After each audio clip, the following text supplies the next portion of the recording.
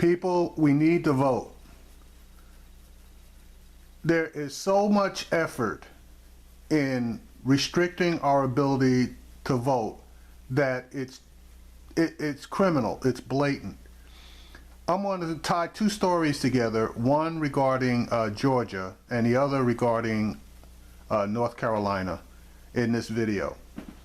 And the common thread is the vote. Why is the Republican Party so hell-bent on restricting our right to vote? The reason is because the right to vote is power. And restricting the right to vote is restricting our power. Now, Georgia is or has been pulling some of the same crap that North Carolina attempted to pull, except it's flown under the radar quite a bit. And I'm hoping that I'm going to bring this matter above the radar so that people can see it with this particular video. The state of Georgia is currently being sued for restricting African Americans' ability to vote, along with poor whites and certain other groups. And the comments that they have made online, which can be found, basically are going to be illustrated here.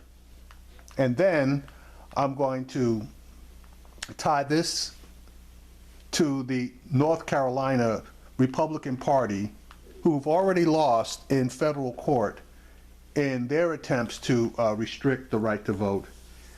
And as a consequence of us not voting, they are putting draconian laws into place. Now, I did a video regarding North Carolina becoming a fascist state, and the example in this particular video is going to be an illustration of just that. Here we go. But in Georgia, they continue to have voter suppression. There, a top election official in Georgia claimed that the state officials at the highest levels have engaged in what is called, quote, long-term assault on voting rights. The report by Allied Progress, a national nonprofit group, found that officials were systematically making it more difficult for mostly minorities, the elderly and disabled, plus low-income voters to cast ballots, and accuses Georgia Secretary of State and Governor of pushing voter suppression efforts, which include tough voter ID requirements, proof of citizenship requirements, reduced early voting, and strict voting requirements for released felons. The report also says elected officials have made racially charged comments in public and online. Here to talk about this, Executive Director of Allied Progress, Carl Frisch. Carl, yesterday we had Melanie Campbell on National Coalition of Black Civic Participation. You have more than 400,000 unregistered but eligible African Americans in Georgia. Latest polling, Georgia right now is a toss-up state. Trump is barely ahead, but that's supposed to be a red state. To me, this is Georgia trying to do what North Carolina has been doing, and that is trying to shave off as many people as possible in order for Republicans to continue to win that state. Well, and not just North Carolina, right? But what did we find in North Carolina, right? We found internal documents that showed that officials purposely looked for the types of voter identifications that African Americans were most likely to have, and then they targeted those identifications to keep those things from being valid when voting, okay? In Georgia, what we found is that you've got not only these voter suppression efforts that you rolled through in your introduction, but you've got an election administration process from the top on down to the bottom where people have admitted to their partisan motivation.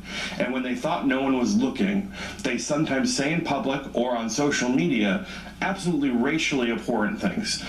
You've got the Secretary of State in the state before the last election saying, if minorities get registered to vote, they could beat Republicans. As if that would be a bad thing for minorities to get registered to vote. The governor, when defending the concept of proof of citizenship when registering, we know that a lot of older African Americans and older Latinos have trouble getting the right documents for proof of citizenship because they weren't necessarily born in a hospital, especially in the South. And He said he called these people ghetto grandmothers, okay? You've got local election officials, people in the county boards of elections, who have said things like, you know, when slavery was ended, we gave them the opportunity to go back to Africa, and they stayed. They have nothing to complain about. Wow. Okay? You have election officials who posted memes after the police violence in Baltimore and the riots and looting that happened following that, where they posted memes of shoe stores with work boots saying, "Look what they didn't take." Wow. These are people who are supposed to be impartially administering the elections in the state of Georgia. That was a lawsuit in North Carolina. Is anyone suing Georgia? There are lawsuits in Georgia. In fact, Secretary of State Brian Kemp, get to know his name because you should. He recently had to settle in court, allowing tens of thousands of people to be registered to vote, African Americans predominantly. It's been horrible, but this is no different. And you want to know the test that we should be applying when Republicans or conservatives tell us this is not about voter suppression, this is about protecting and no voter fraud. Here's the test you do. What was the last thing you did to make it easier for legally registered people to vote? Crickets. Drop the mic. Schmeichel, what's up with your party? I knew you were going to ask me that question. You should. Schmeichel, what's up with your party? Look, it's inexcusable. And if you look, I believe over the past 30 or 40 years, we have seen a decrease in voter participation. So I do think it's more beneficial. Last what? Voter participation. A decrease? Last 30, 40 years. Yeah, you actually have. You've seen an overall decrease, but among black folks. Okay, but wait, let me make my point. Black folks, you've seen an increase. Wait, I was going to get to that, Roland. You didn't let me finish. Well, come on, it's a black show. Get to that first. Okay. So you're seeing a decrease. I think it's beneficial for elected officials to make it easier for people to be able to participate in the voting process.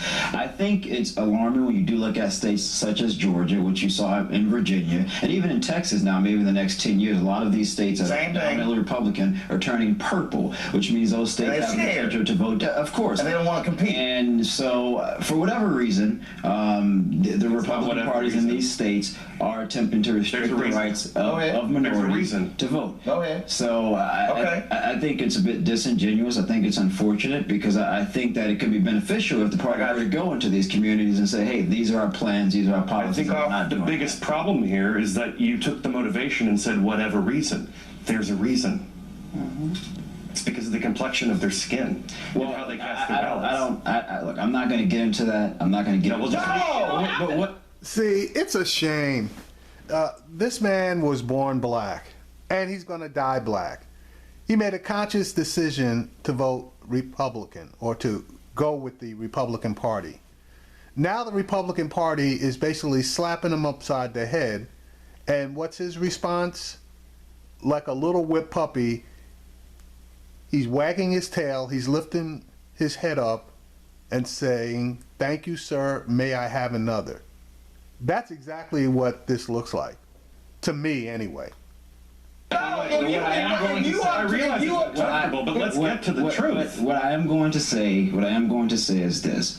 It is obvious. It is obvious that you Republican, it is obvious but you that still black. You can go ahead I'm well aware of that. It is obvious that those individuals are afraid that their states can turn into another direction, and I get that. And maybe the racist, vile things that they're saying online might not be seen as acceptable. All right, then. All right, so now that's one. Now let me tie that to the situation in North Carolina. Now, in case you weren't aware of it, the state of North Carolina has passed and the governor has signed a law that prohibits the release of body cam and dash cam video unless a person who has standing, i.e. a person who is in the video, goes to court and gets a court order in order to get the video released. Normally, the person that is in that video, I say normally, let me rephrase that. Sometimes the person that is in that video is deceased.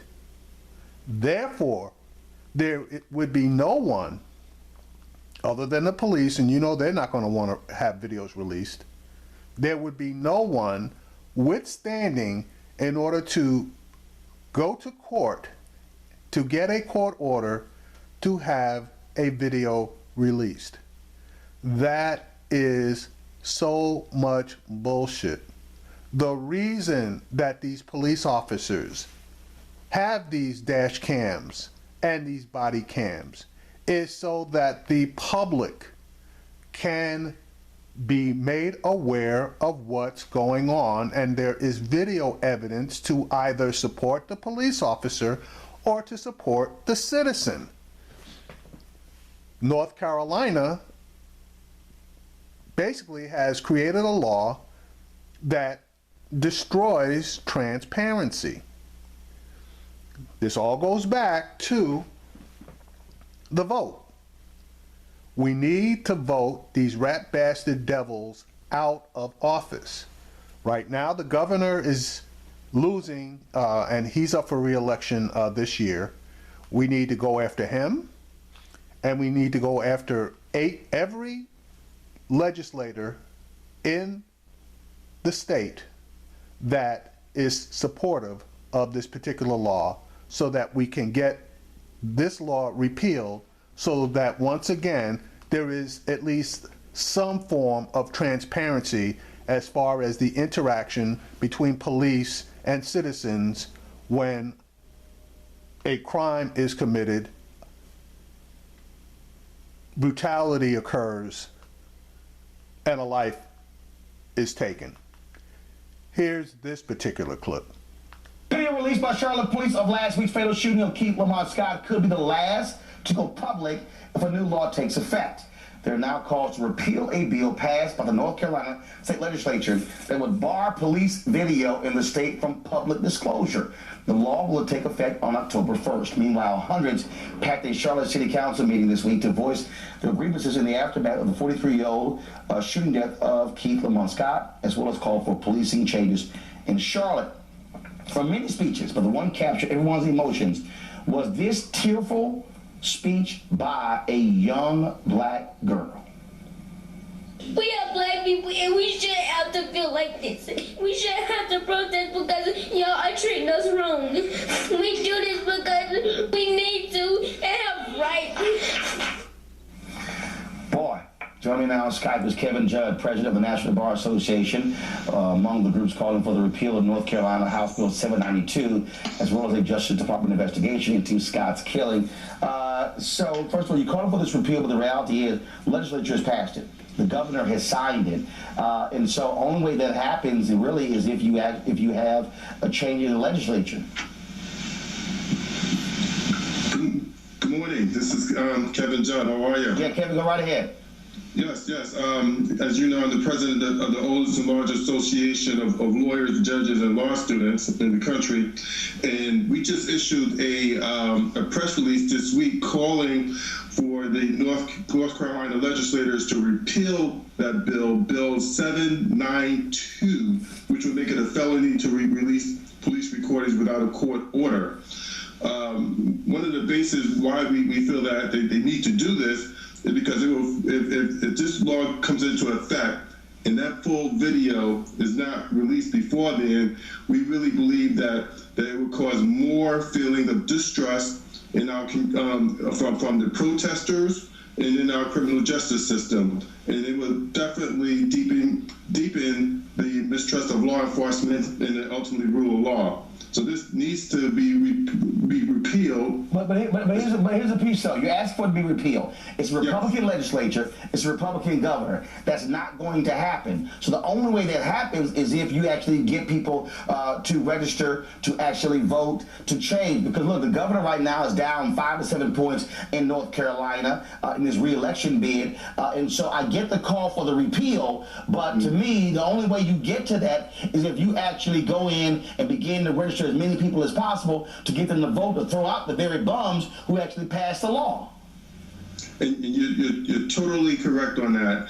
And that's why it's very important that we get as many people out there to vote during this next election that's coming up right here. The National Bar the National Bar Association have people on the ground with our election protection initiative.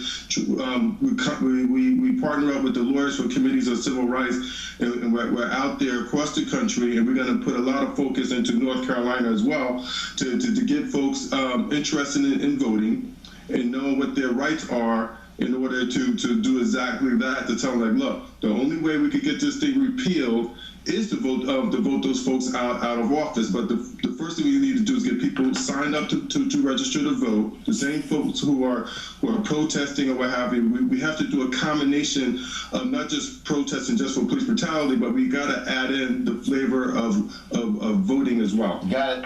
All right, then. We'll surely appreciate it. Thank you so very much. And so we'll keep following this story as well. And so thanks a lot for all the work the NBA is doing. Thank you. Go Joe Williams, Avis Jones, DeWeaver, Shermichael Singleton. Look, bottom line is here. That's when you change this. I mean, the law takes effect. It was passed. Yeah. Republicans control the House, and they control the Senate and the governor's mansion. And so the bottom line is, this is the only way you actually get a change. Well, but you also have to look in the context here, right? Because you had a guest on earlier talking about voting and voting rules, shaving black voters. North Carolina is a state that had voting rights laws passed in the wake of gutting the Voting Rights Act 64. So it all ties in together, right? It's making it more difficult for African Americans to vote, more difficult to change or guard against laws like these. So the only way to do that is with massive voter registration and understanding that the vote is where it's at. You have to. It's almost a moral imperative at this point. Absolutely. And you know, and the thing that I fear is that you have some people that are so disinvested in the system that they may not be motivated to vote. But as you say, basically it becomes a cycle. Whereas if we don't come out in massive ways in order to push back, we will forever be oppressed in this way. That is the way to change the system. You change the system by putting different people in positions of power that will actually change the rules and ultimately hold people accountable. Right. I think it's antithetical for Republicans to behave in this manner. We're supposed to be this party that loves the Constitution. We love upholding what America is supposed to be. Yet we're passing legislation, we're signing laws that are completely against the ideals of what this country is supposed to represent. I think it's purely disgusting. It's like, what the hell's the whole point of getting body cameras? And then you say, okay, nobody actually gets to see it. Anybody who's actually in the video. There's no transparency. And if I was a Republican in North Carolina and I'm white, I would be concerned about this because, sure, this doesn't impact you now, but at some point it may impact you. Want to go to Columbus, Ohio? All right, so to all you black people out there, I don't care what you think. You need to exercise your right to vote. All of these bullshit laws that are being put into place, you have the power to stop some of this crap. If you don't respect yourself and your right to vote, at least respect the people who shed blood, people who died in order for you to have that right. Don't just vote for yourself, at least vote for them. Governor McCrory, when he campaigned to get into office, lied to the people of North Carolina about damn near everything that he said he wasn't going to do. Now, this particular law is the antithesis of openness, of fairness, of accountability, of transparency. This law needs to go. And only through utilization of our power to vote can this be accomplished.